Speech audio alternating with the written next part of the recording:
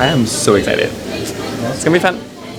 I have my energy back now. Just got a little food, and every time I step in this place, I just get like a burst of energy. It's gonna be super fun.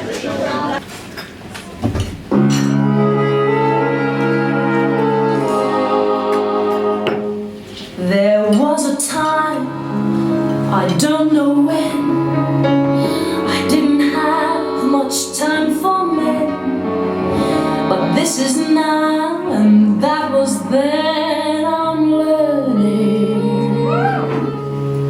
A girl alone, all on her own, must try to have a heart of stone.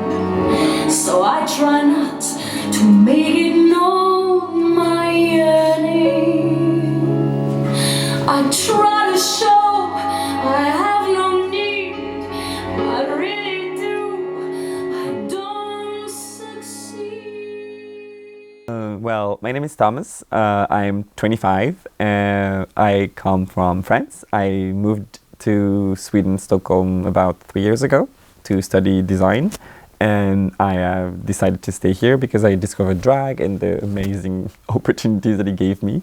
So I stayed here and became a part-time product designer and part-time drag performer. I discovered I was interested in men when I was 10. It took me a long, I would say 5 years to accept it, which is not so long, because 15 to come out and be like, okay, I'm gay now is quite early, I guess. But it's because it depends if it's my identity or my sexuality, because I've been okay with my sexuality since I'm 15. However, my identity, it's been a wilder journey and it took much more time. So yeah, it was for my sexuality to accept it was mostly a problem with school and being bullied at school, in middle school and stuff like that. Everyone else knew I was gay except me, or I was trying to hide it, but obviously I was not doing a great job, especially in the queer community. You would think that in the queer community people are more accepting, but it's the same. There has been a lot of problem within Stockholm in the queer community with people of color not being casted as much. And it's okay, it's a complicated matter. It's a really complicated subject because of course there is less non-binary performers, and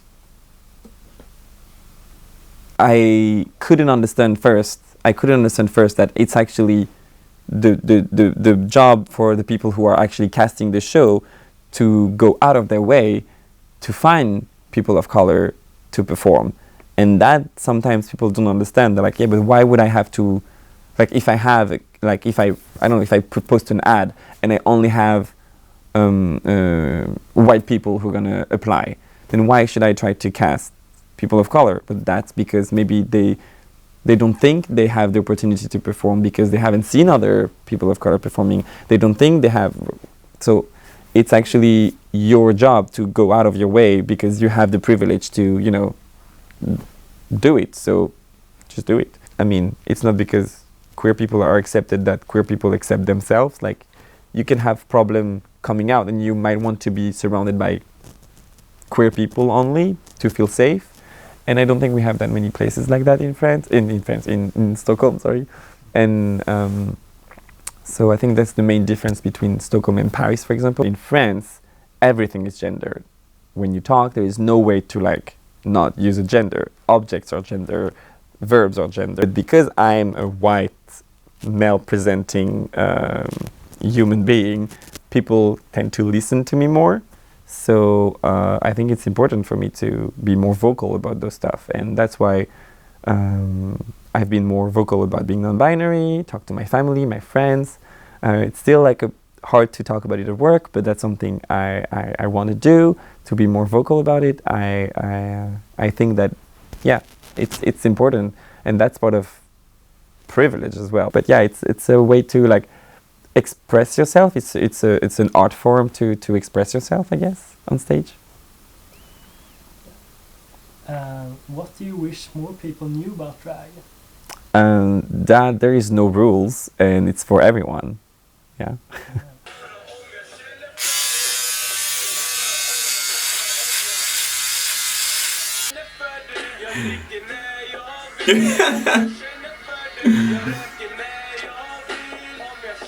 They were like too drunk to get ahead at a party, obviously.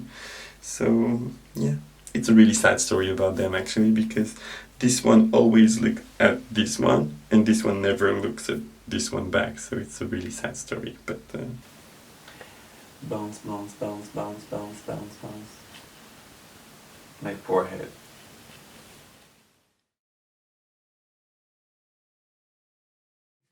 Yeah, the good thing about working at Melt is that there is like such a diverse clientele. Like the guests are really different. So we have some straight people that have never been confronted to drag before. So for me, it's really fun to see their reaction and to also confuse some straight men that they don't really know if they can actually be attracted to me, or if that, you know, it's questioning their sexuality a little bit, or like their masculinity in a way. So it's really fun. And actually, oh my god, it was so funny. Last Saturday, so I have a performance when I have teacups as a bra, and then I remove the teacups, and under the teacups I have tea bags. And he was making a comment to the bartender how this performance was amazing, and he loved it so much, and it was so funny. And then he added at the end of the compliment, he was like, "But I'm not gay." Huh? I was like, how fragile your masculinity must be for you to be like, "But I'm not gay." I'm like, oh my god, this is so funny. But this is the kind of thing that makes me happy too, because it's like they're kind of like questioning what's happening, you know, like, oh, am I queer? Am I attracted to what's happening? It's for me, it's really funny.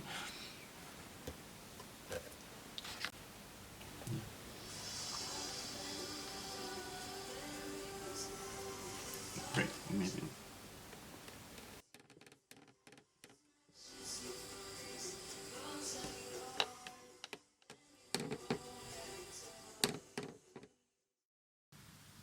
And even though I'm gay, there's still a lot of people, of course, who, like, you know, consider me as like they of course I'm still how to say, discriminated in that way, but still in the queer community I'm one of the people, like I'm one of the more privileged people. Yeah. And that's why it's also my responsibility to be more vocal about how I feel about my identity and stuff like that, to raise voices and to raise awareness, because some people don't have the chance to be so vocal and confrontational about it because they risk much more and they're not listened to. So yeah, it's a lot of different aspects like that. I mean, I love to talk about those things. No, it's so great to hear about it as well. Like, it's so interesting. Like, yeah, and there's so many aspects of life. Yeah. I mean, there is, and I think for me, it's really like, especially identity is something that is really dear to me. Like identity and gender expression, because that was my master degree at Kunstwerk. Yeah. And like for example, I remember once last year I had a party at my place, and it was like only queer people, except my brother, who's straight. And one of my friends asked my brother, "When did you know you were straight?" And he was like, "What do you mean?" My whole Like- life. Exactly. He was like, "Well, I never really questioned it." It's like, yeah, but like, imagine, like, Questioning that. Like, and it was yeah. like so funny because, yeah, he was like, I never really thought about that question being asked to me, and he never really, like, I think queer people know themselves more than most of non-queer people, because we had to redefine ourselves when we were able to accept ourselves. Yeah. And when we decided, okay, now I want to live like I want to be who I am, then you have to like dig deep and decide, okay, this is who I am. Well, not decide, but like, you know, think about who you are. Yeah. And like think about what you have constructed your life to hide who you were. And then you have to decide, okay, what's the real me? What's the constructed me to pass in society? And it's a lot of like this kind of thing like that. So yeah, there's 100 million subjects. Well, my name is Zizi Buffet. I'm a drag queen. I was born about 2.5 years ago here in Stockholm. Yeah, and that's about it, I guess. This is who I am today. And every Friday and Saturday. Zizi is actually a French word. It means penis, but in more like a childish way. It's like pee. And I thought it would be hilarious because it's like a name that I've already like seen for drag, or like maybe not seen, but like that could be a drag name because no one knows outside of France that it means that. And I thought it was hilarious just to hear people say like Zizi all the time. Yeah, describe us. Yeah. Describe Sissy. Zizi. So, I describe Zizi, or I describe myself as a burlesque queen. So, or like a drag burlesque. So it's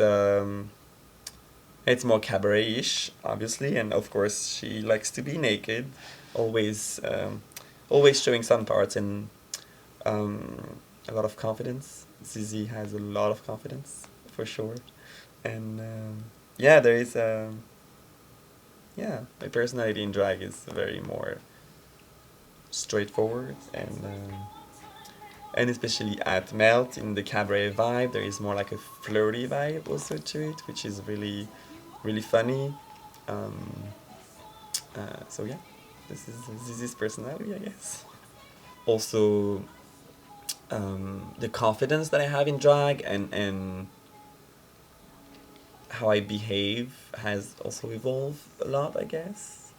I'm more flirty now than I was when I started, especially when with straight guys, because it's I think it's really funny when some straight guys kind of like heat up, or can I say heat up on me, or yeah, they like try to be flirty because they don't really all the time expect me to like play with that, and sometimes they become uncomfortable or something, and it's weird. But actually, that's also one of the problem with the guests is like the more uncomfortable you look, the more I'm gonna like go like with you, towards you, play with you, because I think that's the funniest. So I think that Thomas has changed as well with this personality of Sissy. yeah, 100%. Yeah, I mean, I would say like not. Yeah, mostly because studying drag and like doing drag, I became part of like a community, the burlesque community, the drag community, the queer community in Stockholm, and that has helped Thomas a lot because that kind of like freedom of being with people that actually understand that, and yeah, I think it's really funny because I have a lot of drag friends, who even when I'm out of drag call me Zizi, and use the she pronouns, and I think it's really, I don't know, there's something that I like about that. Even though I'm not in drag, like Zizi still exists, and she's still a part of me, and like it's still me, like it's still one person. Like even when I'm Zizi, like Thomas is still here, but it's just like different aspects of my personality, I guess, that are emphasized when I'm one or the other, and yeah, it's like when I'm Zizi, of course, it's more like a performance. Yes, and do you believe in like guy power?